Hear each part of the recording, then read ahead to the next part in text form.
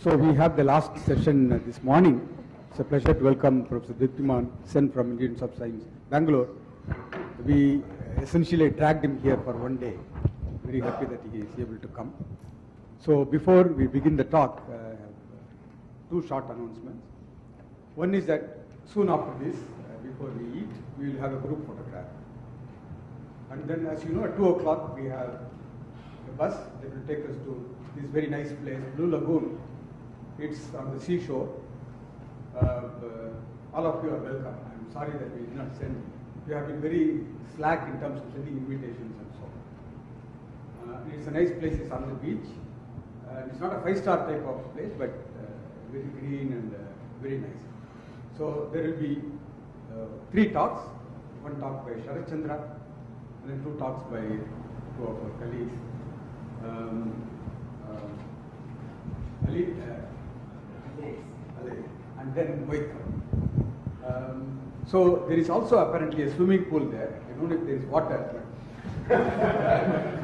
So please bring your swimming costumes with you. Of course, there is sea. The sea there will be slightly better than the sea here as you move away from the city. But there are strong currents. So unless you are a great swimmer, you are not advised to go into the water. So that's about this afternoon, but Shankar has more to say. Yeah, there's also a swimming pool in that place. With water? So, with water in it, yes. But towels probably will be available, but swimming trunks I think you'll have to take along. The other thing is, please give in your filled up TA forms, and if there are any Ginger Hotel bills by lunchtime today, and also your departure information. So, because if you get it by lunchtime today, then we'll be able to do things by tomorrow. Thanks. So we will have the conference dinner will be at 7 o'clock, and then it will go for an hour and a half. So it will return back. Anything else? Photograph is at 1 o'clock, soon after this. So now it's a pleasure to welcome Diptiman again. He will tell us about AKLT model, matrix product states.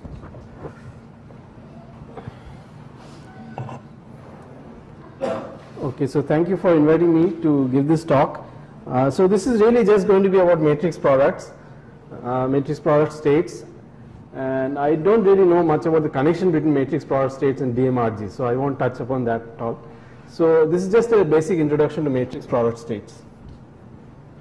So matrix product states essentially are wave functions or one-dimensional systems, let's say spin systems, which have the form of a product of lots of matrices. Okay, so one matrix for every unit cell.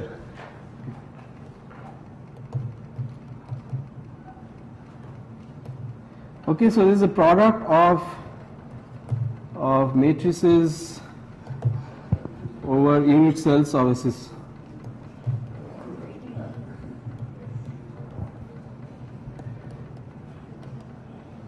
One-dimensional system. Everyone read my handwriting?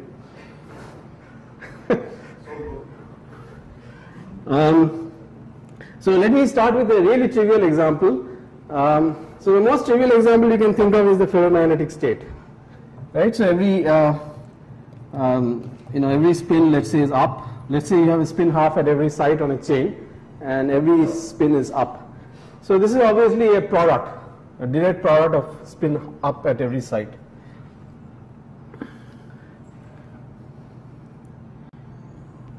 But this is a very trivial example because it just factorizes into products of states at every site.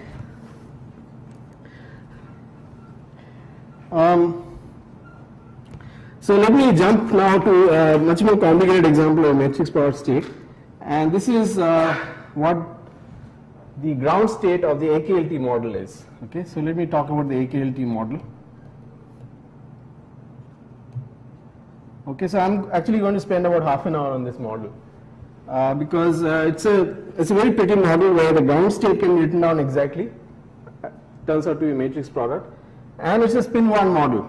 Okay, so it's very rare that a spin 1 chain in one dimension actually has an exact ground state. Okay, so here let me write down the Hamiltonian first. Let me write down the reference first. Okay, So this is a paper by Affleck, very famous paper, Affleck, Kennedy, Lieb, Tasaki. So they had a PRL, but a much longer paper which was in Communications of Math Physics. 115, 477, 1988. So the idea is the following, that you have spin 1s on a chain. So let's call them n, n plus 1, n plus 2 and so on. And you have spin 1s at every site.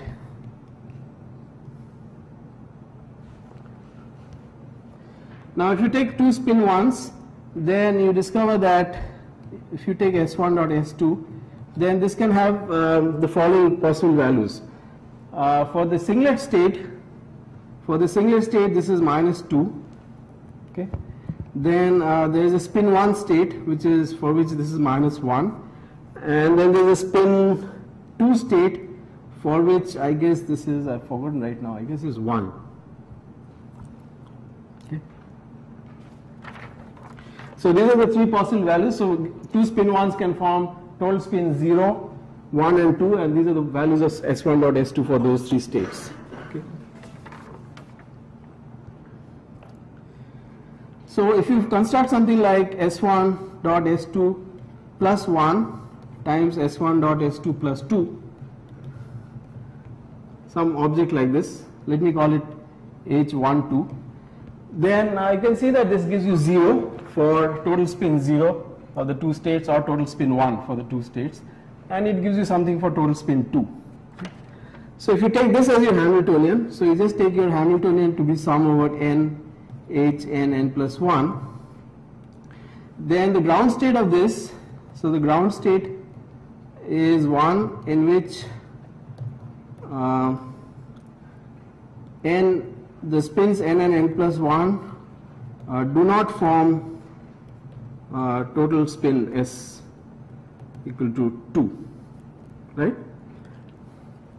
In fact, the ground state energy will be just 0 if none of the neighboring spins form total spin 2. So if they're all going to form total spin 0 or 1, then that H12 that I wrote down there is 0, so the total ground state energy is also 0. Okay. So now you might ask a question, is there any state at all like that, where every neighboring pair of spins form total spin either 0 or 1 and not spin 2 at all? Okay. And it turns out there is a state like that, and that's called the AKLT state. So it goes like this. So you think of a spin 1 at each site as a combination of 2 spin halves, right? So these are 2 spin halves in a symmetry combination.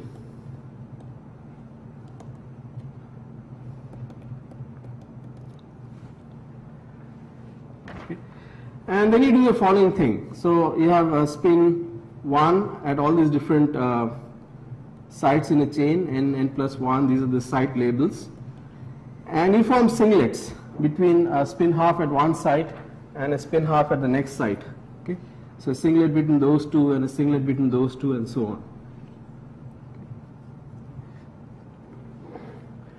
Now as a result of this construction, and of course you remember that you have to symmetrize between the 2 spin halves at every site. So this is actually more complicated than the way I have drawn it, because you really have to symmetrize between the singlets between the 2 sites at every, between the 2 spin halves at every site.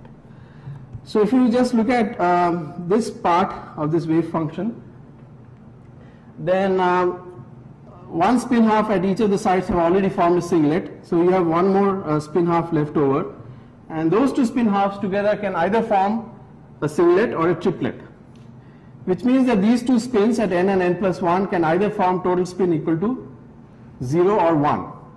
They cannot form 2. Okay? So that's the idea. So because you've already used up one of the spin halves at each side to form a singlet, whatever is left now cannot form a total spin 2. And so this state that I wrote down there, by just drawing the singlet lines, is by construction a state in which neighboring spins cannot form total spin 2. Okay, okay, so this is the ground state of this Hamiltonian. Is that clear, or should I say something more about that? So now I'll tell you in more detail about why this can be written as a matrix product state. Yeah. We elaborate Yeah. how taking two spin, you get symmetric combination, spin one and Yeah. So I'll come. I'll. just elaborate that. Yeah. So I'll come to that actually. Yeah.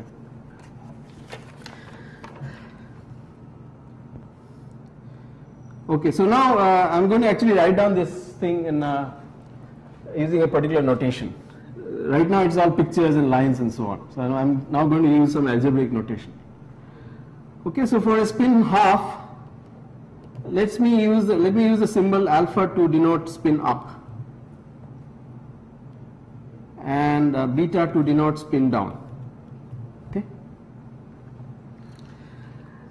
Now for spin 1, I can think of this spin 1 as made out of two spin halves in a symmetry combination, as I said. And so alpha squared will denote two spins up, two spin halves up. So that will be a state with spin, total spin plus 1 and m is equal to plus 1. M is just sz. Okay. Similarly, beta squared will be two spins down, and that will denote total spin equal to 1 and m equals minus 1. Okay, so that leaves us with the last state, which is m equal to 0. Now it turns out that there is a slight factor of root 2 that you have to worry about a little bit.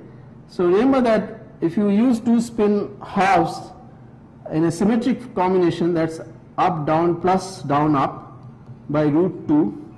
Okay, so that's actually s equals 1, m equal to 0. But this is the same as alpha beta plus beta alpha by root 2. Okay, so that's m equal to 0, which means that alpha beta is actually equal to m equal to 0 by root 2. Okay, so here we have used the fact that at a given site there is no difference between alpha beta and beta alpha, they are the same state. Okay. Right, so to summarize this, alpha squared is equal to m equals 1, beta squared is equal to m equals minus 1, but alpha beta is equal to m equal to 0 by square root of 2. Okay.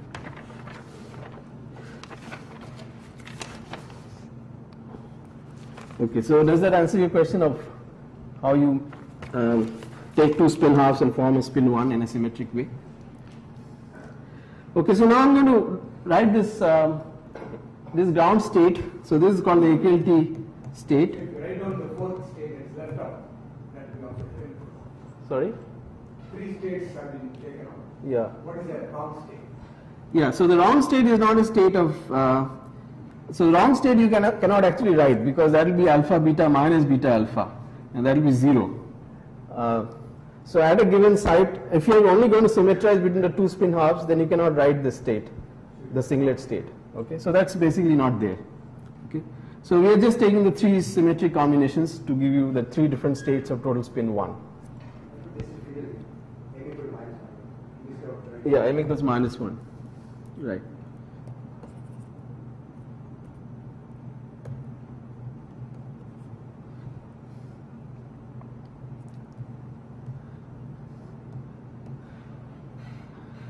Okay, so now we are going to write this down in this algebraic notation, n plus 1, n plus 2, and so on.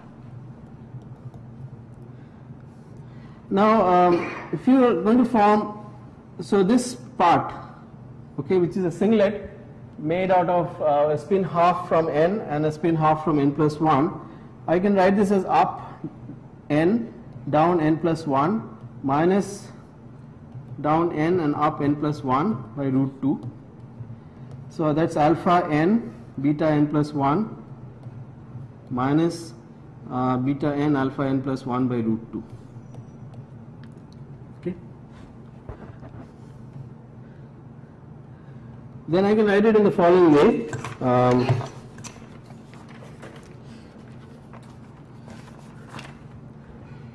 So this signs are very important here. So I'll write it in the following way: alpha n minus 1 beta n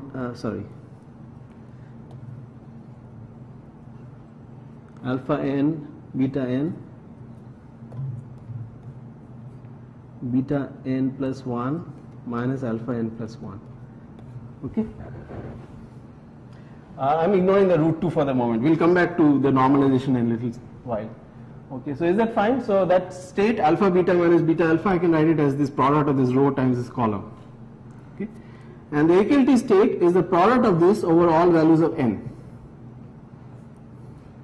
Right? So product of this times that and so on. Is that okay?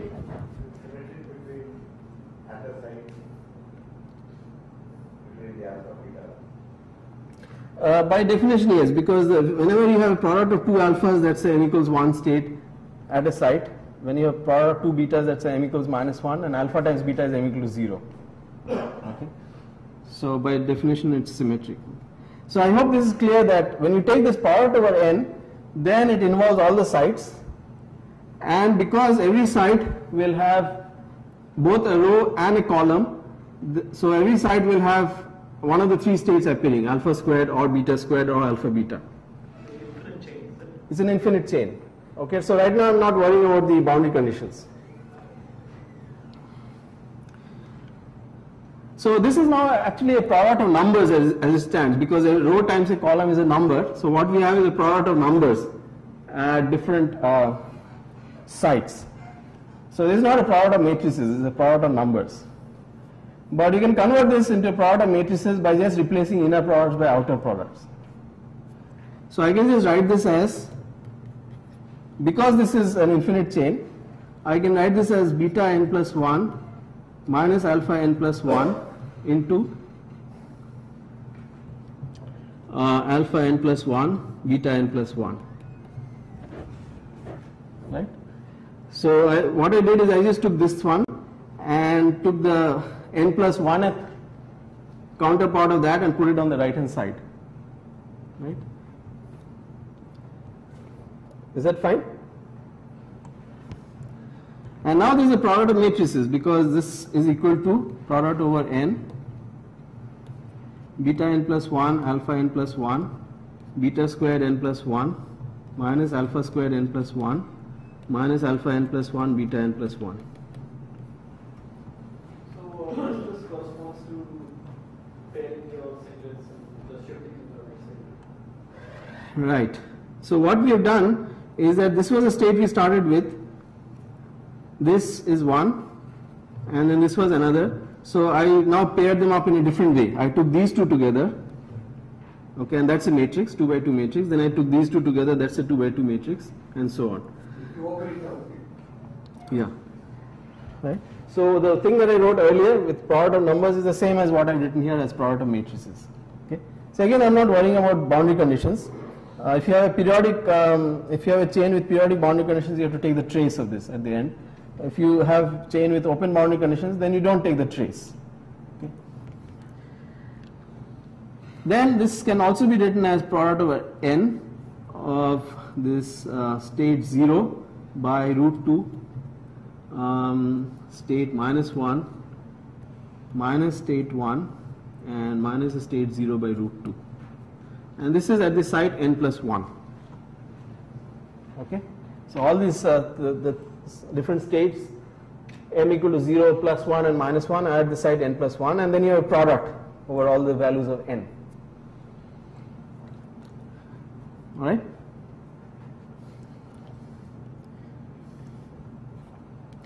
So it turns out that the correct normalization is not exactly this. You get the correct normalization by multiplying throughout by square root of 2 by 3. So let me do that. So it turns out that the normalization you should really use is product over n. So it turns out to be 0 by root 3, and it will be clear in a little while why we have to do this. Minus 1, then minus root 2 by 3, 1, and then minus 0 by root 3. And so I can write this as n or n plus 1, it doesn't matter because it's a product over all n's. Okay, so this is the matrix product form for the AQLT state. So next thing we have to know is how to do calculations with this state. Okay, so first thing we should figure out is how do we calculate the norm of this state. Okay, it looks like a very complicated object, right? It's product of matrices, an infinite number of matrices. So it turns out that the norm of the state is actually fairly easy to calculate. So one thing that you have to be a little careful about is that this is beginning to sound a lot like transfer matrices. Okay? But these are not transfer matrices. The individual components are not probabilities but amplitudes. Okay? Whereas in a transfer matrix, the individual components are probabilities. So to calculate things like norms or expectation values and all, you have to square these things in some sense. Okay? There are 3 index in this. Okay, so that's right. So each one. So there is a site label in. Okay, that's one number, and then these are 2 by 2 matrices. So they have components A, B. In that sense, I guess there are 3 index objects.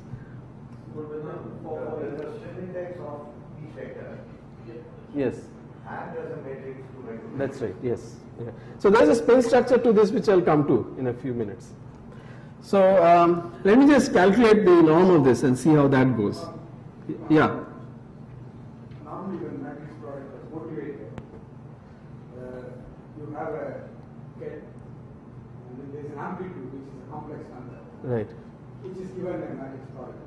Now your gets are also inside. Right. It is possible to pull it out and exhibit the numbers. Yeah. Yeah, you can. Yeah, you can do it. You can do it that way. But this is equally easy to work with. Let me just do a couple of calculations, and you'll see that you can get used to this very quickly. No, I agree. But Yeah. what I'm saying is the way tensor products have been motivated so far. Right. The AC representation, you have a get, and then there is a complex number which is amplitude. Right. That has a matrix product. Here it's entire.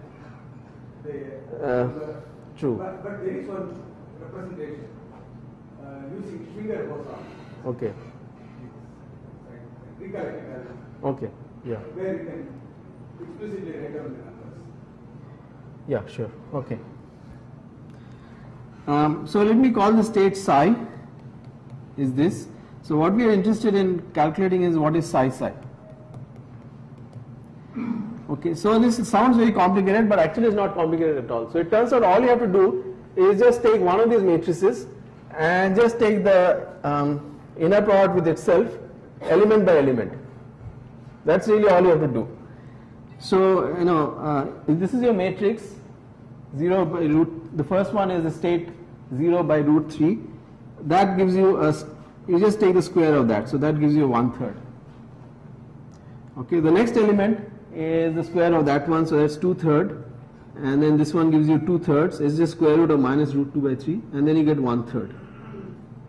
Okay, and then you have to take the product of this over n. Well, I've been using this symbol multiplying n. Okay, so that's actually the norm of this state. Times trace. You have to take the trace. So now, if you have a chain with periodic boundary conditions, you have to take the trace of this. Okay. So this is actually a transfer matrix now. Okay. Now that we have calculated the norm, this is a transfer matrix. So you have to take the trace of this to get. Sorry. This trace. You have to take the trace of this product. You have a product of two-thirds is 0. So that we the product. You have infinite product of two-thirds. No, this is 1/3, 2/3, 2/3, 1/3. So the eigenvalues of this are 1 and minus 1/3. Right? The eigenvalues of this are 1 and minus 1/3. So if you take the trace of a large number of them, suppose that there are L sites. Okay? So then you have psi is equal to, when you take the trace, you get 1 to the power L plus minus 1/3 to the power L. Okay? And so in the limit of very large L goes to 1 as L goes to infinity. Okay? So it's correctly normalized in the limit L going to infinity, and that's the reason I put in those factors of square root of 3 and so on, so that it's normalized to 1. Okay? This is actually a transfer matrix. Transfer matrix is something that transfers the property of side n plus 1 being up or down, given that the property of So this is the same interpretation. It tells you. This is only for the single fact. No, so this in fact tells you, so if you take any element that you get by multiplying all these matrices 1/3, 2/3, etc., if you take any one of those elements, that will be the probability of one particular state. Let's say 0 at site n, 1 at site n plus 1, minus 1 at site n minus 1. It will be the probability of one of those states. Yeah. So it has exactly the same interpretation as a transfer matrix. but you have to take this mod psi to, you have to take this inner product to get this. Earlier what you had was just the matrix of amplitudes rather than probabilities. Yeah. That 2 by 2 matrix, am I wrong with the trace is 2/3? No, but this is the trace of a product of n of them. But each. So let me rewrite this as follows. Let me rewrite this as follows. It's 1/3, 2/3, 2/3, 1/3 to the power L. But it's a different, it's a tensor product. It's just a product of matrices. Maybe we can discuss this later. It's actually, it's just a product of 2 by 2 matrices, L of them, and then you're taking the trace of that. Product is a tensor product. It's just a product of 2 by 2 matrices. The product. So he's using non-conventional notation. He's using non-conventional notation. Oh. Okay. So it's a product. See, I think, see, 1 2 by 2 matrix and then making a direct product with another. No, so it's not a direct product. Yeah, I didn't mean a direct product at any step. I just that symbol cross with this thing is the LaTeX command for product.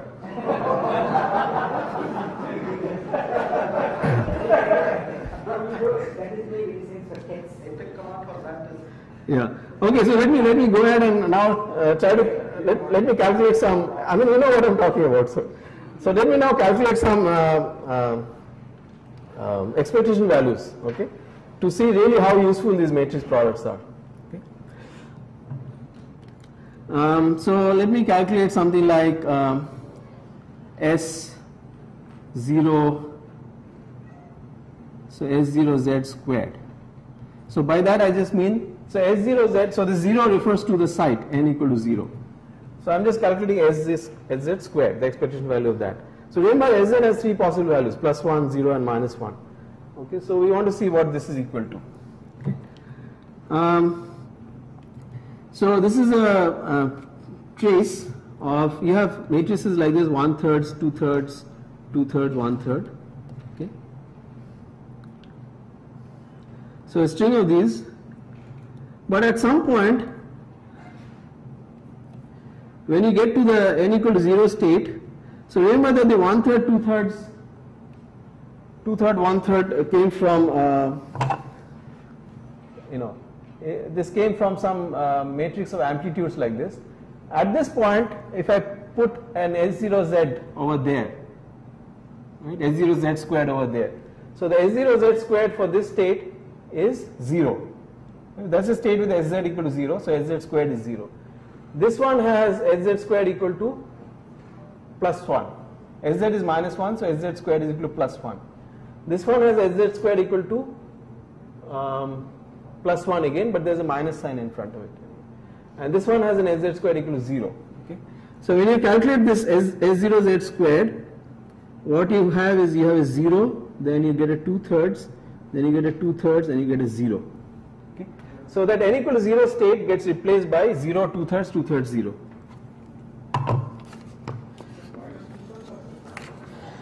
No, it's plus 2/3 because there's a -2. So minus root 2 by 3. This thing you have to square to get the probability. So that's a 2/3, and then S0Z squared is a +1. Okay. So it's a plus 2/3 for the same reason that it's plus 2/3 in the norm. It's the square of that minus root 2 by 3.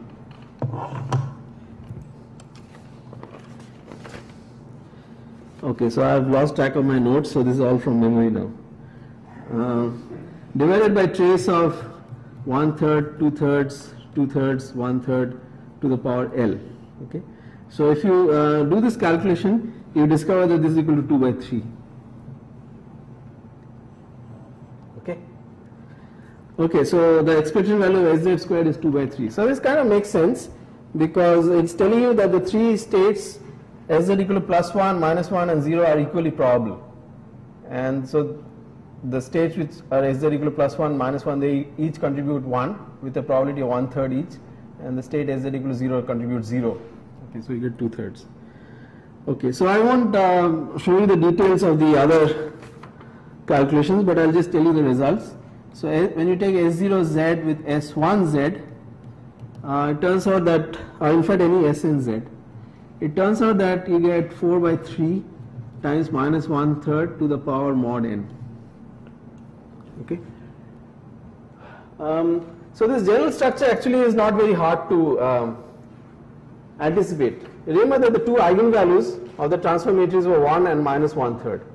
And whenever you have a transfer matrix and you calculate an expectation value, it falls off with the distance as the ratio of the second largest eigenvalue to the largest eigenvalue to the nth power. Okay. So here the eigenvalues are minus 1/3 and 1, so it falls off as minus 1/3 divided by 1 to the power, the distance between the 2 points. Okay. So what's n equal to 0 here to get the previous answer? So n equal to 0 is a special case. So there you don't get, if you can't set n equal to 0 and get the previous case. But this formula here works for all values of n from 1 onwards, and also from minus 1, minus 2 and so on.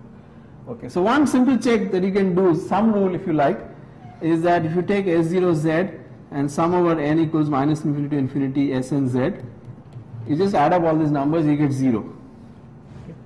And the reason for that is that, you see, this equality state is a state with total spin equal to 0. Okay, so this thing by itself is equal to 0. Okay. Okay, so that means brings me to the question of discussing the spin of these. So yesterday you come down. Yeah. This boundary oscillation. Yeah, I'll come to that. I'll come to that in a second. Okay, so now let me tell you, let me say a little bit about the spin structure of this AKLD state.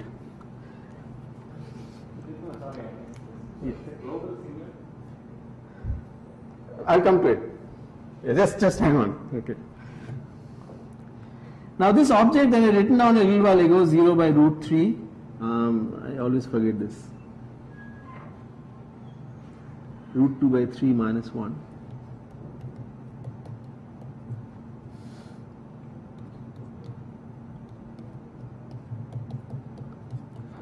So let me write it in the following form. So now I'll do what you were asking me to do a little while ago, which is I'll write it as this is awful, minus. So since I'm doing this from memory, I'll get lots of factors wrong, I think.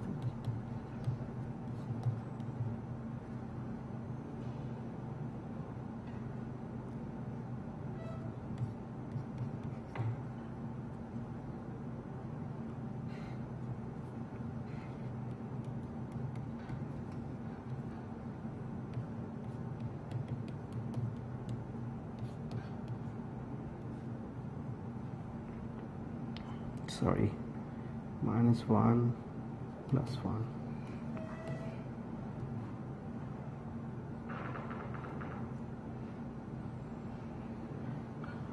Okay, and I guess there's a factor 1 by root 3 outside. Okay, so let me write it in that form. So that's correct, right? So I've just written that matrix as sum over Pauli matrices times the 3 different spin states, 0, plus or minus 1.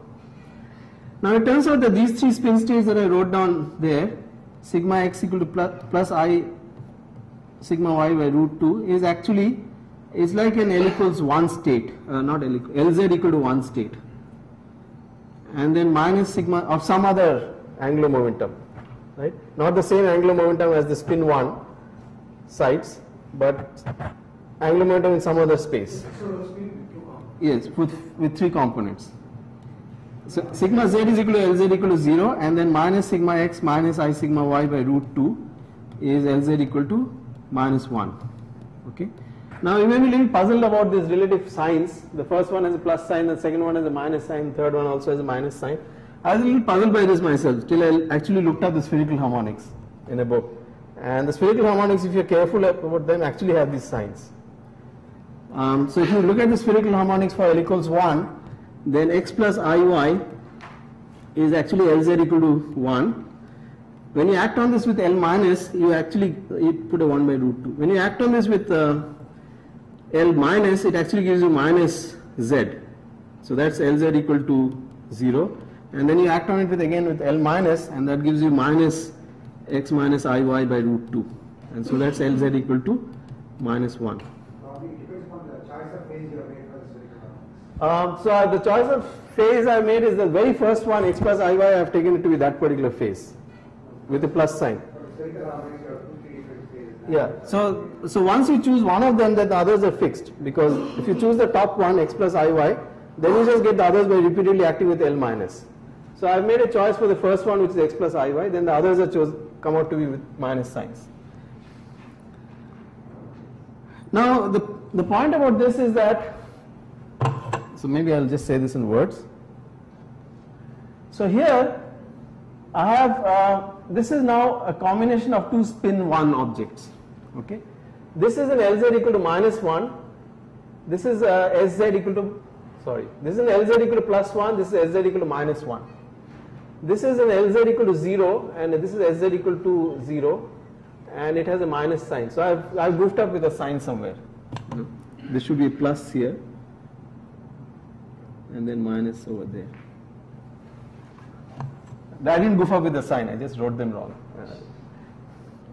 And then this is Lz equal to minus 1 with an Sz equal to plus 1. So what you have in this is Lz equal to plus 1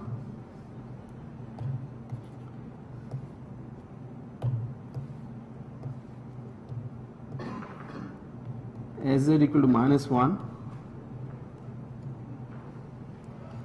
minus Lz equal to 0, Sz equal to 0, plus Lz equal to minus 1, Sz equal to plus 1. Okay, so that's what that combination is, the Pauli matrices times the 3 states of spin 1, and you recognize this object as a singlet made out of 2 spin 1s. Right? That's the particular linear combination that you take, which gives you a singlet. Okay, so this is a singlet now of some bigger rotation group, which includes rotations of the Pauli matrices and the rotations of the spin 1s. Okay, so under this bigger group, this is a singlet. Okay. Can I ask you? Yeah. These sigmas are linear operators on the vertices. Yes. So there is an adjoint action. Yes. That will give the angular momentum u. Right. But that is not what we are talking about. Because you are taking spins which are, otherwise I will get back the same thing. Yes, but I mean the angular momentum that I'm talking about for the sigmas is exactly that. Just adjoint action. Yes. Okay, so this actually shows that this particular combination that I had, 0 by root 3, etc., that's actually a total spin singlet. Right? This is a total spin singlet. Okay, because it's the right linear combination to form a singlet out of 2 spin 1s. But it's a spin singlet under this bigger group, which is something that rotates the Pauli matrices and rotates the spin 1s at every side. Why is part of the bigger group? Because it involves both the Pauli matrices and the individual spins. Whereas the Pauli matrices are not physical spins, right? The Pauli matrices are just something that appear in the matrix product state. The physical spins are only the S equals 1s. Bigger representation, yeah. So therefore, if you take something like trace of all these matrices, 0 by root 3, etc., if you take the trace, then at the end of the trace, the Pauli matrices are all gone, right? Because when you take the trace, you're tracing over the 2 by 2 matrices. So what you're left with is something which is a singlet only for the rotations of the spin 1s. Okay. If you didn't take the trace, then it would be a singlet under the product of the two groups, the Pauli matrices and the spin 1s. But once you have taken the trace, then the Pauli matrices are gone, so this is a singlet only for the spin 1s. Trace of this to the power L, sorry, this to the power L. This is the product of those L objects. Yeah, I wrote it in the previous one also.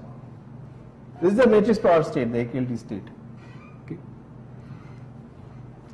Okay, so this tells you that when you take the trace, so when you're using periodic boundary condition with L sites, then the state that you get is actually a singlet. The next thing you can ask is what will happen if you don't take the trace? Suppose you have a chain with open boundary conditions. So you'll just have 0 by root 3 etc. to the power L, but you don't take a trace. Okay? So at the end of everything, you just get a 2 by 2 matrix, right? With some very complicated state here. Lots of spins, lots of spins.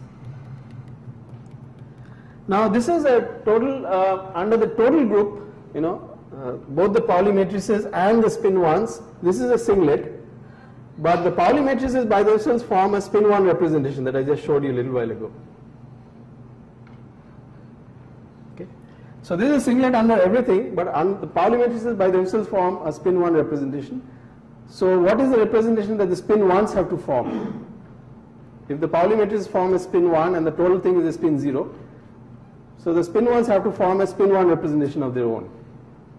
Okay. So that means the different combinations that you have here, these form a spin 1 representation of the spin 1s. Okay. Total spin 1 combination of the spin 1s. Okay, so that means that when you have an open chain, okay, and you don't take the trace, so trace is not taken,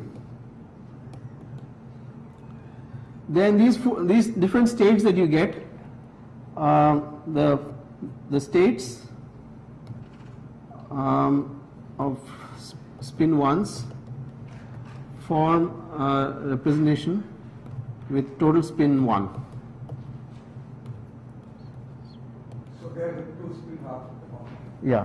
So now going back to the original picture, as Bhaskaran is saying, if you go back to the original picture, if you have an open chain like that with just ends on the left and right, you have an extra spin half here and extra spin half left over there. And those two spin halves can either form a singlet or they can form a triplet. The singlet corresponds to taking the trace of that matrix product, and the triplet states, the three of them are what you get when you don't take the trace. Okay, so those are the 4 states that you have in a spin 1 chain with open boundary conditions. Yeah. So there's something misleading when you calculate the expectation value. Yeah. S naught, Sn, which are a long range oscillation. Yes. Exponentially decaying. Right. Whereas here it looks as if that spin half is just localized at the boundary alone. In this picture, the unpaired moment. Yeah. No, it is localized at the boundary, but It is an oscillation.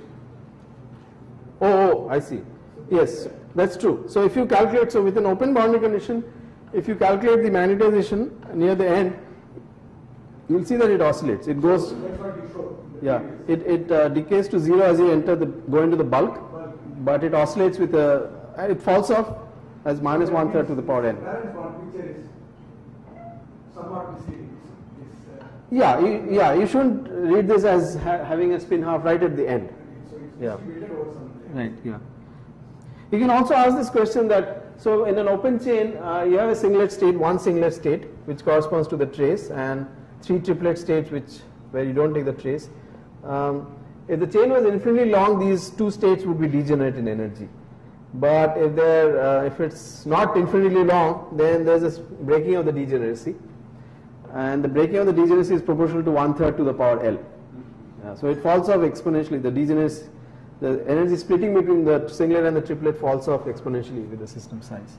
It also moves this alloy spin into the bulk by creating a double bond in one of them. Yes. Are these very higher energy or are they? I mean, these states, if I say put a double bond in the first extreme left thing. Like that. And then something like this? That's right. So then the hanging spin is in the bulk. Yeah. So it looks like a bulk excitation, but is it good in energy or? That I. The Fourier chain, is it in the linear combination of all these states, which is a ground state? But if you move it very far into the bulk, then it will give you a very bad state. So suppose you do something like this. Lots of them near the end, and then you have an AKLT state. This is actually very bad because all these bonds are unsatisfied. But all those need not be double bonds. I can make an AKLT on this side also. Oh, so you mean just the first state here? You just want to do that? Make it, yeah. Yeah. Okay, so I don't know the answer to that. Yeah. So interestingly, Naveen and I have a paper where the ground state has it can be either AKLT or it can be double bonds. They're equally degenerate, and so there actually these have the same energy, but that's a different kind of. How we modify the Hamiltonian for that? So I don't remember right now. I can look up our paper and tell you. Yeah. Okay. So I think that's actually all I wanted to say about AKLT.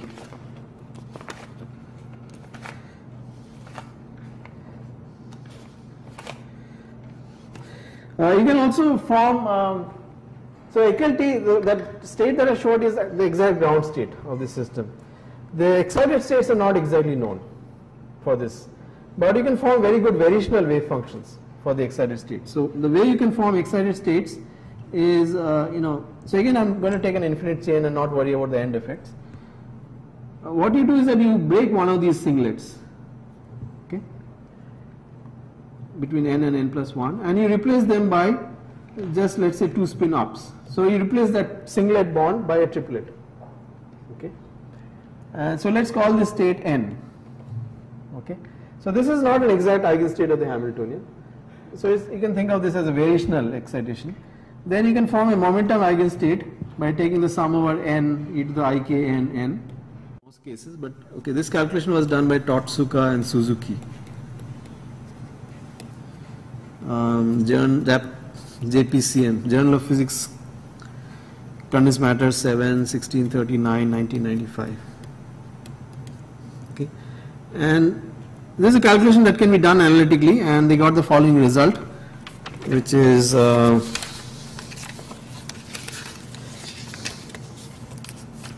okay, here it is, 50 by 30 cos k divided by 27. Okay. It's a simple analytical result, okay. And so the minimum value of this is at k equals pi. So the gap is at k equals pi. So that's 20 over 27, right?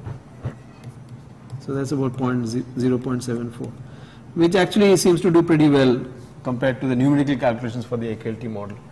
The main thing about this is that it has a shape like this. If you plot it versus k, 0 versus pi, the minimum is at pi. Okay, so omega k versus k looks like that. And this is actually the general shape of the lowest excitation of spin 1 chain. Not just the AKLT model, but even the spin 1 chain, Heisenberg chain, without the biquadratic coupling. Okay, so the minimum gap is at pi, k equals pi rather than k equals 0. That's the Howland gap. It's much bigger here, but anyway, this normalization is not the same as the normalization of the Heisenberg chain. Okay. Okay, now let me turn to something else, which is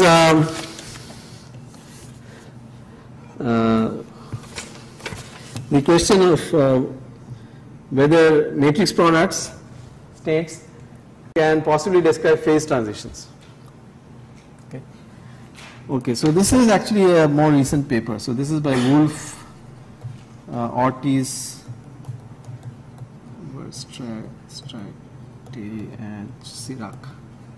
So PRL 97, 110403, 2006. All right, 2006.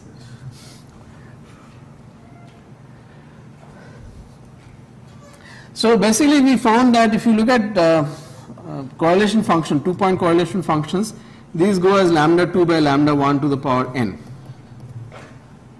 right, for n going to infinity, where lambda 2 and lambda 1 are the second largest and the largest eigenvalues of the transfer matrix. Okay. So just based on this, you see that matrix product states will always describe states where you have no long range order. Okay. The 2-point correlation falls off exponentially, unless lambda 2 happens to be exactly equal to lambda 1. Okay. So the exception is that if lambda 2 is equal to lambda 1 in magnitude, then this thing goes to a constant, n goes to infinity. So one thing that matrix product states can give you is this 2-point correlation going to a constant, but there is no way that it can give you a 2-point correlation which falls off as a power law. That's impossible. So either it falls off exponentially or it goes to a constant. It cannot fall off as a power law. Okay, so if you have matrix product states defining phase transition points, they'll be different from the generic quantum phase transition points where things fall off as a power law.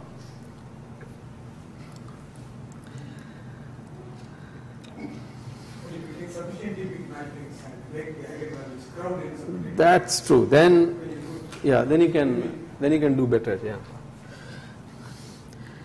Okay, so this paper actually that I referred to Wolf and others, it tells you a lot of things about getting quantum phase transitions from matrix product states, but they're different from normal phase transition points. This is one difference, that correlation functions at most can go to constant, they cannot fall off as a power law. The other thing that happens is that matrix product states, the energy typically is analytic in all the parameters. In fact, most of the time it's 0 by definition, because it's a projection onto some particular state. And so the ground state energy is typically 0, so that of course is an analytic function of all the parameters. And so you cannot get these things like, cusps and peculiar power laws for the energy versus different parameters. Okay, so there are some differences between the phase transition points that you can get from matrix products and the. All matrix product states can be represented as projections. Yes. So in fact, this paper actually makes that statement, and it refers back to some earlier papers where those are proved rigorously. Okay. Now the other interesting thing about this paper is that it teaches you a way of going back from a matrix product to a Hamiltonian. Okay. So given a matrix product state, you can find a Hamiltonian for which is the ground state. Okay. And that's a projector. Okay. So I'm going to demonstrate this. Okay, in one very simple case. So in AKLP model, it's a projector which projects out. It projects out the total spin equal to 0 and 1 between. It projects out the total spin 2 between two neighbors.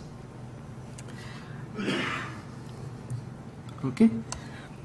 So I'm going to demonstrate this. I'll take some particular matrix product state and then find the Hamiltonian for which is the ground state. Okay. So this is a model which is a spin half chain. Okay. And so these guys randomly cook up, apparently randomly cook up. I'm sure they had some good motivation for this. A matrix product state like this, products. So since you don't like this cross with an O, let me write it as pi n, if that's better. Down, G times down, then up at the site n, and then product of this. Okay. So it has just one single parameter G. Okay. So we're taking this as our state. Okay.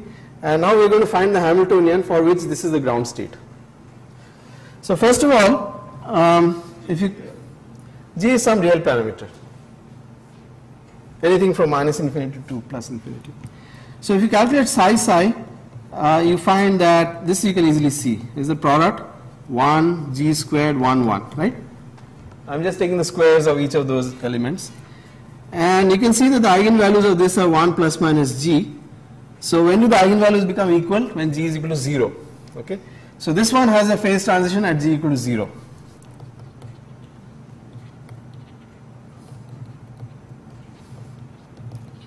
Okay. You say divergence will predict the state norm 1 plus G.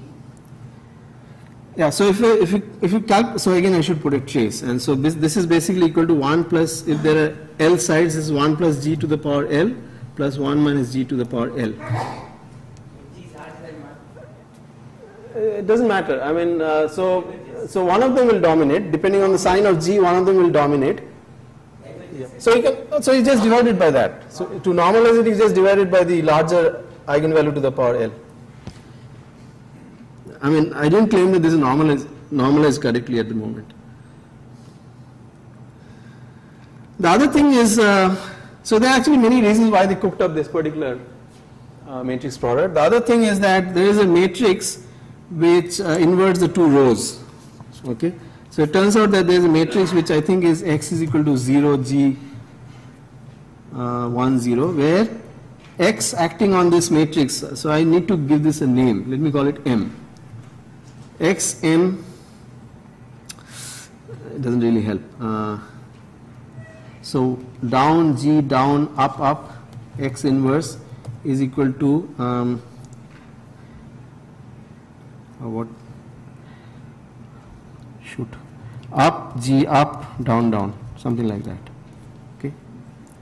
So basically this thing interchanges up with down. Okay. So the Hamiltonian that we are going to get after some calculation will have this symmetry. So it will have a Z2 symmetry. Okay. So just from the symmetry you can say that the Hamiltonian is going to have a Z2 symmetry where up and down are interchanged. That's the only symmetry it will have. It will not be completely rotationally invariant, but it will have the Z2 symmetry. Okay. Before getting to the Hamiltonian, you can calculate different expectation values in the same way that I showed you before. And here's an interesting expectation value. You can calculate sigma x at any site that you like. And you get this funny result that it's 4g over 1 plus g squared if g is greater than or equal to 0, and it's 0 if g is less than or equal to 0. Okay. So it's continuous, but the first derivative is not continuous. Okay. So you can see that it has some kind of phase transition at g equal to 0, but it's a very peculiar phase transition. Okay. It's not an Ising model. Yeah, it's a funny kind of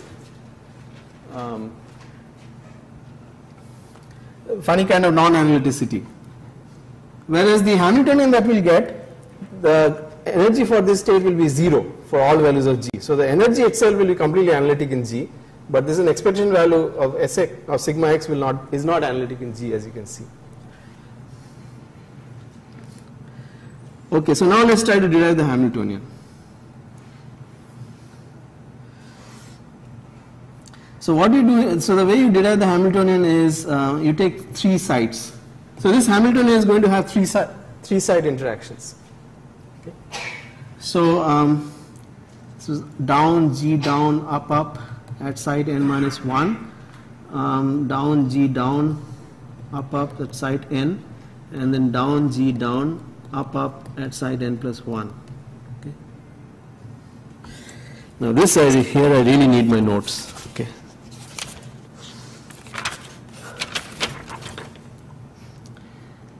So what we do is that what we are going to do is look at the Hamiltonian that describes the spin half at site n for certain fixed values of the spins at site n minus 1 and n plus 1. Okay. So you will find that spin up at n minus 1 times spin up at n plus 1 comes with a state, it comes multiplied by a state which is G down plus up at site n. Okay. So if you just look at the matrix product involving just these 3 spins and extract from that what is the state that multiplies up n minus 1 up n plus 1, you find that it's this particular combination. So now we can cook up a Hamiltonian which is the Hamiltonian for up n minus 1 up n plus 1, and it should be okay, so I should also have to normalize this correctly. So let me put square root of g squared plus 1 and call this psi 1. This is at n. So I take a Hamiltonian which is the projection onto that identity minus psi 1 n psi 1 n. Okay. So by definition this is the Hamiltonian which acting on this state, okay, this Hamiltonian acting on that state gives you 0, and on the orthogonal state it gives you 1. Similarly, if you take up n minus 1 down n plus 1, this comes out with a state which is just down.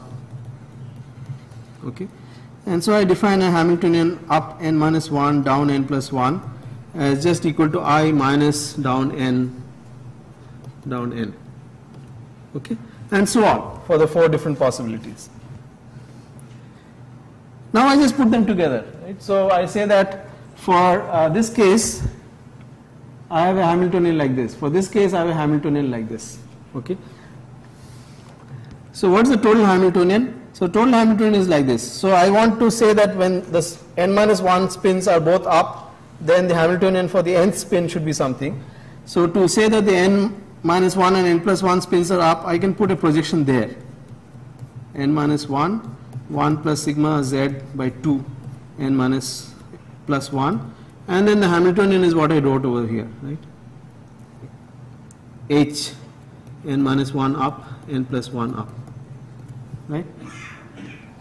Then when the n minus 1 spin is up and the n plus 1 spin is down, then I have the next Hamiltonian, which is h n minus 1 up, n plus 1 down, okay? And then there are 2 more terms. Okay, so that's an explicit construction of a Hamiltonian which describes the spin at site n given the spins at the 2 neighboring sites. So you add up these and then you sum this over all the sites of the chain, right? And that gives you the total Hamiltonian. Okay, so here's the net result of everything. You discover that the final Hamiltonian is 1 over 4 1 plus g squared. It's actually a very straightforward calculation once you get this idea. G minus 1 squared sigma I sigma n minus 1 z sigma n x sigma n plus 1 z plus 2 g squared minus 1 sigma n z sigma n plus 1 z minus 1 plus g squared sigma n x plus twice 1 plus g squared. So that's the Hamiltonian, for which that state given earlier, this matrix product state, is the ground state. Yeah. Since this, what you have started with just a 2x2 matrix, Yeah. write down an augmentation with a few more parameters. Right. And invert that. Right. Will it be all short range like this? Yes. Yes. By, Yes. Because So that's proved in this paper by Wolf, that if you take, so no matter what you do, as long as the matrices that you have taken are finite dimensional and the number of states that you have taken at every site are also finite dimensional, they actually have a formula of what is the range. I see. They actually have an explicit formula. Okay, so I'm going to describe the Hamiltonian in detail, but this was just to show you that you can get a Hamiltonian by just following this procedure blindly. So,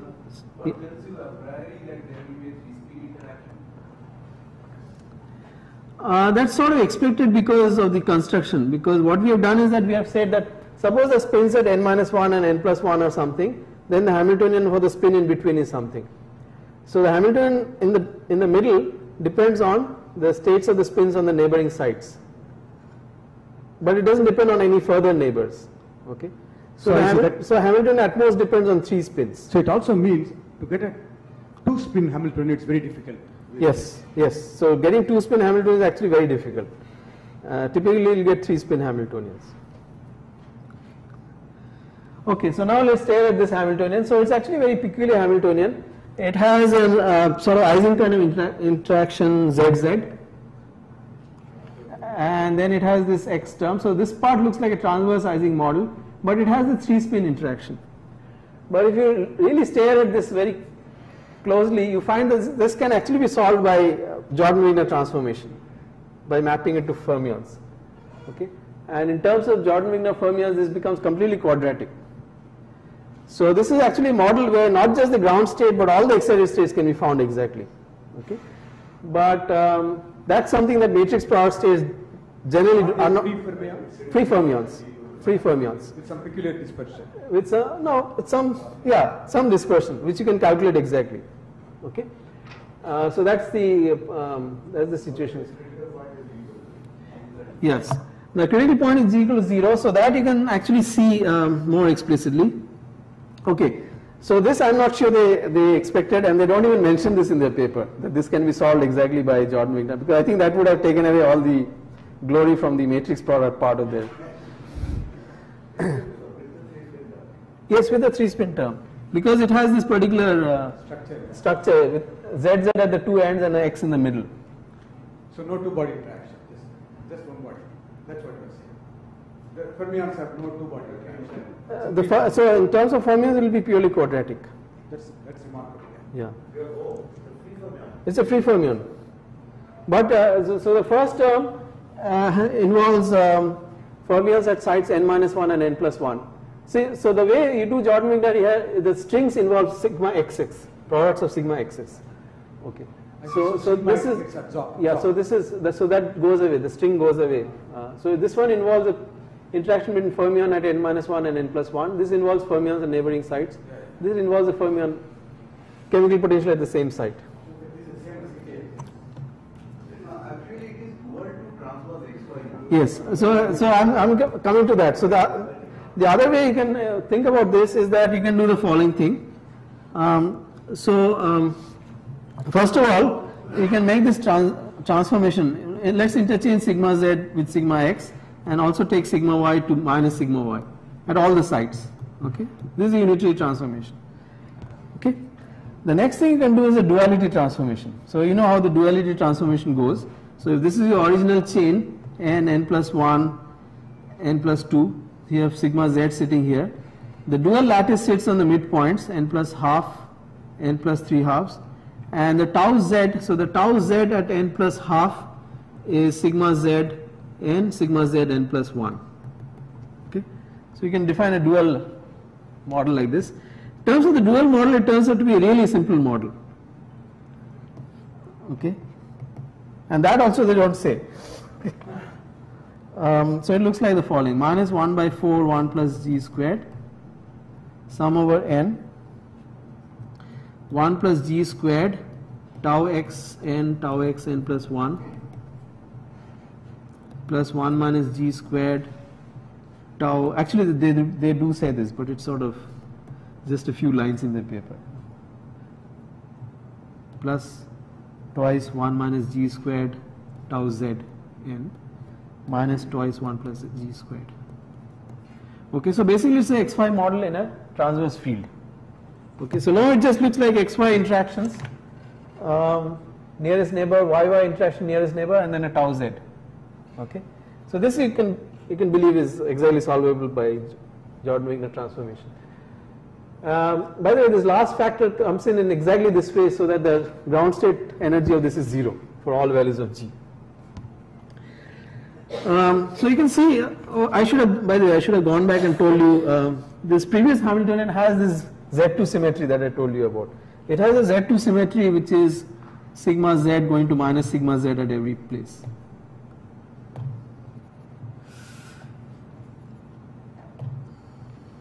So this is the Z2 symmetry. Okay. However, in this model, if you use transfer matrices and calculate sigma and z, you discover that sigma and z turns out to be 0 for all g. So this is another very peculiar thing. This is a model which has a Z2 symmetry, but that symmetry is never spontaneously broken at any value of g. Okay. Change the combination conditions. You have to do something to sigma y and sigma x to maintain the commutation. Yeah, you have to do something to sigma y and sigma x, which I have not written down. Yeah. So sigma y goes to sigma minus sigma y, and sigma x remains sigma x. Yes. To preserve the spin commutation relation.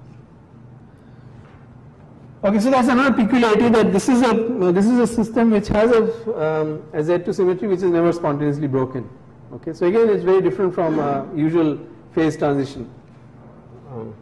Okay. Okay, so now we see what happens at g equal to 0. So in this language, in the dual language, you can easily see what happens at g equal to 0, and it's a very simple model there. You can see that the Hamiltonian looks like empty band. Tau x and exactly it's an empty band, just barely empty band. Minus twice tau and z. Okay, so the first two terms become tight binding, the tight binding model, and the chemical potential is at the bottom from the last term. Okay, so it's an exactly empty band. And in fact, the ground state is really very simple. Right? The ground state is all sites are empty. In terms of spins, it's all spins are up or down depending on what convention. So that's a particularly simple state. Okay. Hmm?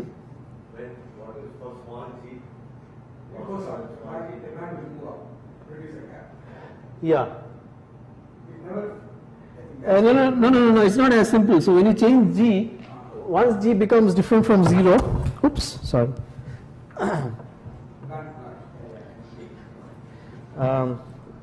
No, this I'll fix in a second.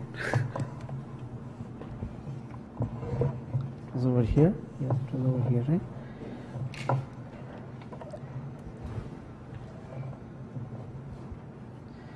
So if you move away from G equal to 0, it's no longer isotropic. But in terms of Fermi answer, where it becomes gap. No, that it does, but it becomes gap. But you cannot just think of it in terms of tight binding model. It also has extra terms which are like superconducting terms. Sure. You get Should seats. be some Yeah.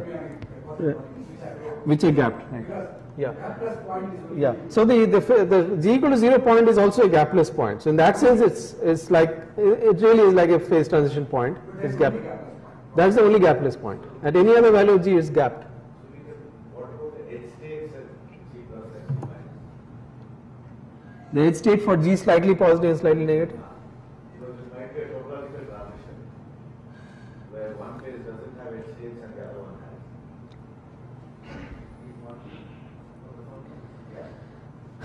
That okay. Okay. Hopping. When J is greater than 1, but G is So maybe Okay, Shankar so can that's- explain your, this. I think it's an important point for the sake of students. Why do you expect that?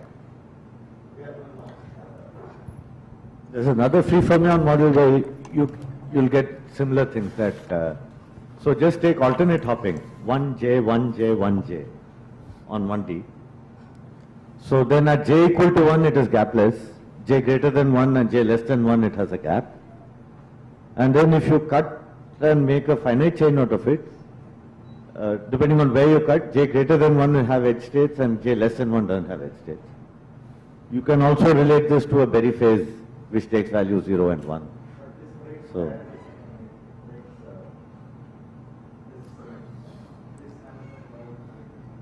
no, but that's Lying with G equal to 0 as a critical point. Right. So Shankar is making some statement with left and right.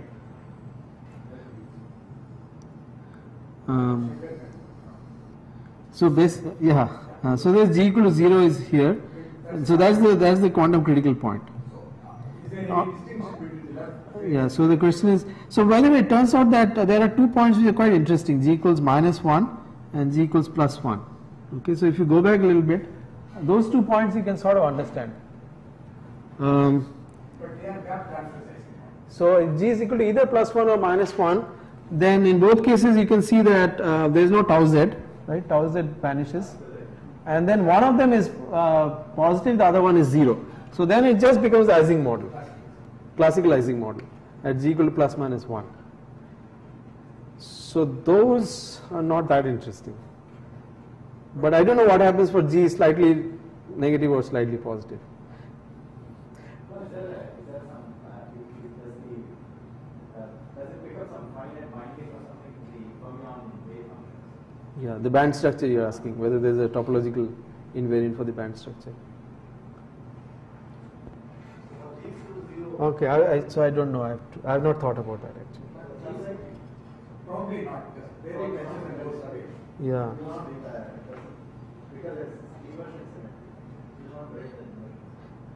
So one thing I do know is that the gap. So when you go away from G equal to 0, the gap is there at only 1 point in K space. It's not at 2 points. So the gap is there only at K equals 0 or pi. I think it depends. So for G positive, it's at K equal to 0, and G negative is K equals pi, or the other way. But in either case, the gap is there only at. Okay, so what I'm saying is that if you look at the quasi-particles, then so G equals 0, it looks like a thing like that. Okay, K versus omega K, and for g equals -1. So here I'm guessing, I think the gap is like that, k equal to 0, and on this side the gap is like this, pi. I don't know if that helps. Because pi also is only one, pi and minus pi are identified. Yeah, pi and minus pi are identified. Right? The minimum is probably continuously at one point. Actually, I don't think there's any difference. No, now that I think about it, there's no difference between plus g and minus g, because if you just change the sign of j, that just interchanges these two terms. So there's no real big difference in their nature, right? It's not that one, I don't think it's possible that one of them can be topological, the other is not topological, because they look exactly the same. It's just an interchange between tau x and tau y.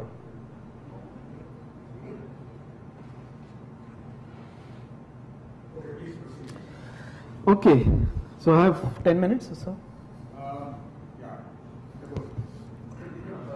Yeah. If you wanted to have this sort of pi, then what sort of happens is that both 0 and pi have capital state at g equal to 0, right? The way you do that. Then the g equal to 0. Oh, I see what you're saying.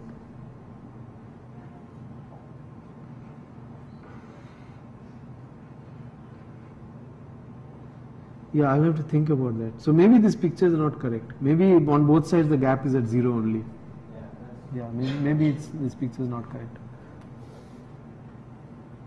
But one thing one can say, at -1 and +1, the band will be flat. Because it's clear as you are. Yes. In terms of The bands are completely flat. Between the- Yeah. Yeah, so actually this picture is also not correct. The band is really like that. Flat band.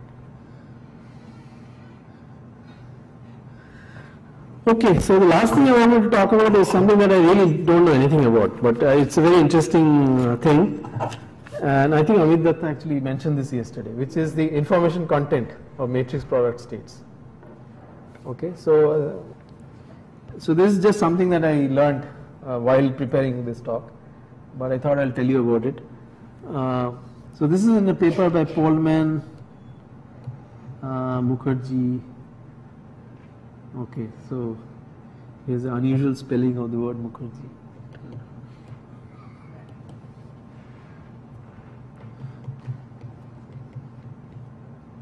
Subrata.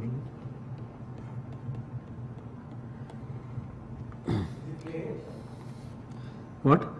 No, he doesn't have the H.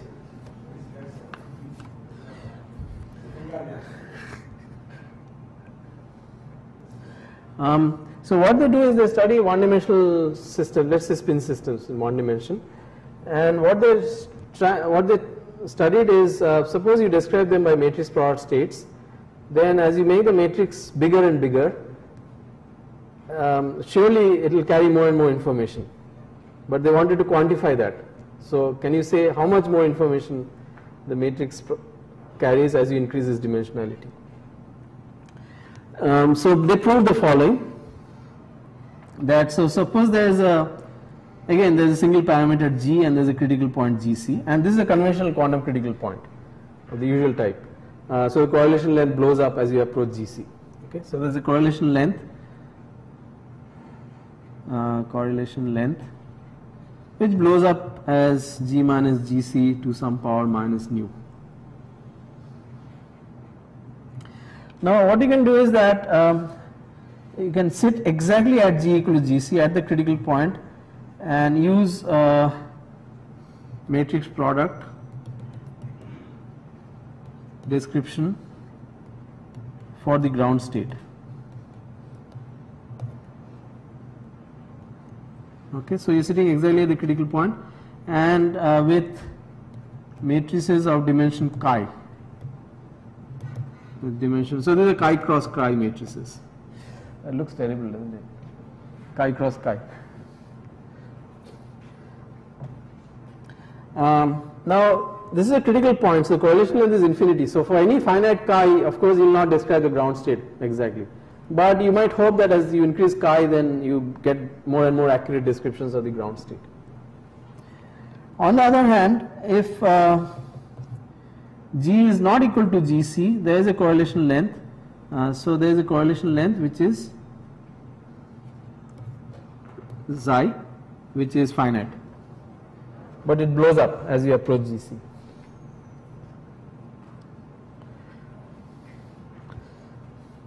So what they showed is something very interesting, which is that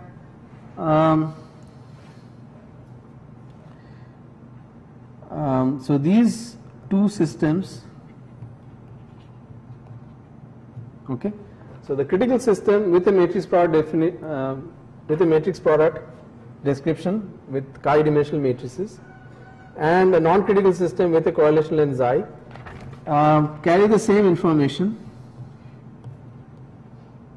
Okay. So what by same information I mean you calculate the entanglement entropy, for example. So you divide the system into two parts, calculate the entanglement entropy of one part after you've got the reduced density matrix by tracing out the other part. And there are other things, not just the entanglement entropy, which is a single number. They also looked at the actual distribution of eigenvalues of the reduced density matrix. Those distributions also become identical, provided that the correlation length xi and the dimension of the matrix chi they scale with each other in some sense, in some way. Okay, so these two systems carry the same information if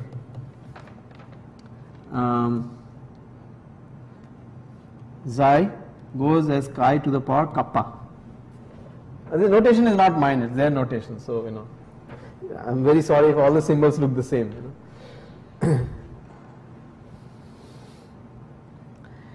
Okay, and what is this kappa? Okay, so now comes the interesting part. So what they showed is that the kappa is a universal number which just depends on the kind of quantum critical point, right, around which you are doing all these calculations. So where kappa only depends on the nature of the quantum critical point.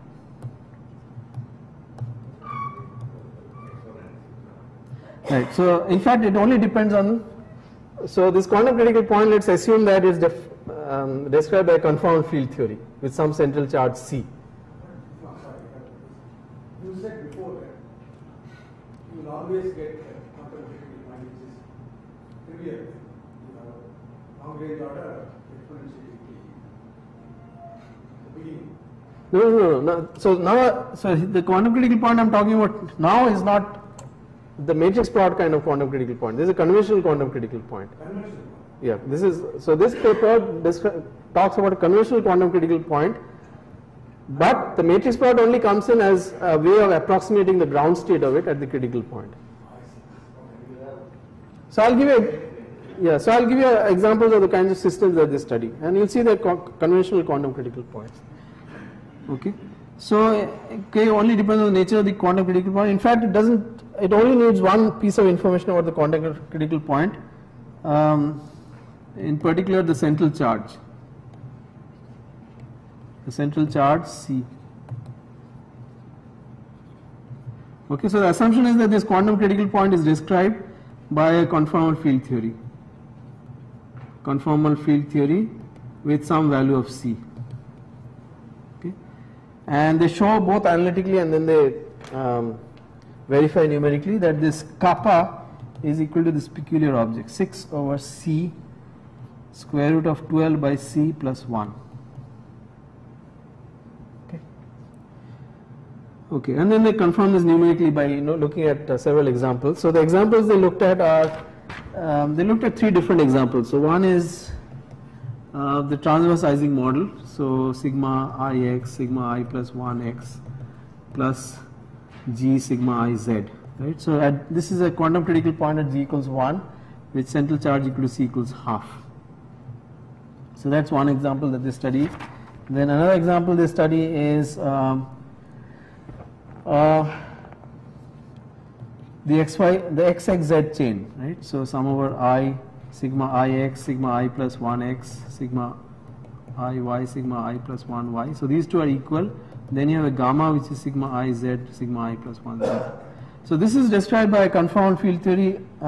This is critical for a whole range of gamma, going all the way from -1 less than gamma less than equal to 1. And it is described by a confound field theory with C equals 1. Okay. So this is another one that they study. And then they also study the biquadratic, the spin 1 chain, which is sum over I cosine theta. So this is spin 1 chain, Si dot Si plus 1 plus sine theta Si dot Si plus 1 squared. Okay, so the AKLT model was one special case of this, corresponding to tan theta is equal to 1 by root 3. This turns out this model has a confound field, has a critical point at theta equals minus pi by 4 with C equals 3 by 2, and a critical point at C equals pi by 4 with C equals 2. Okay, and they study both of these. Okay. So these are 4 cases that they study in their paper, and all the 4 cases they look at things like the entanglement entropy and the distribution of eigenvalues of the reduced density matrix, and they show that those match if the correlation length and the density, the dimension of the matrix product scale in this particular way, where kappa is given by this formula. Okay. So I thought I would tell you about this because it's an interesting paper about the information content of matrix product states. If you let the matrix become bigger and bigger. Okay. So if I sit at GC, Yes. study the system with some matrix product states with size guide. Right. That means you're saying that I'm studying a system whose G is effectively shifted away from GC by some Sort of. Yes. Yes. Yes. So for example, one thing that they study is the entanglement entropy. Right. So the entanglement entropy if you're away from the critical point, it goes as C by 6 log times log of the correlation length. Then they sit at the critical point with a matrix product, and they find that this goes as C kappa by 6 log of chi. Okay. So by plotting this entanglement, so in fact the first one they don't even have to study because this is known from confound field theory. So they only have to check the second one. So they just plot S versus log of the size of the density matrix. C is known, so they just have to read out the slope and get the value of kappa and see whether it matches that form expression given in terms of the central charge. So that's one test. But they actually do a more detailed test. They look at the actual distribution of eigenvalues of the reduced density matrix, and they also look at the ground state energy. That also scales with the correlation length or this chi in a certain way, and those match. Okay. Okay. Thank you.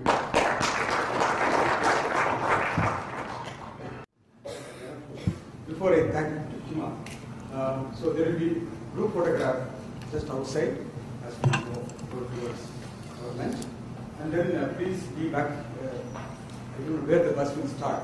It will tell you sharp at 2 o'clock. The bus will take us to Blue Lagoon. So all of you are welcome. Please come and bring your swimsuits and also join us for dinner. Thank you. So we thank Kima once again for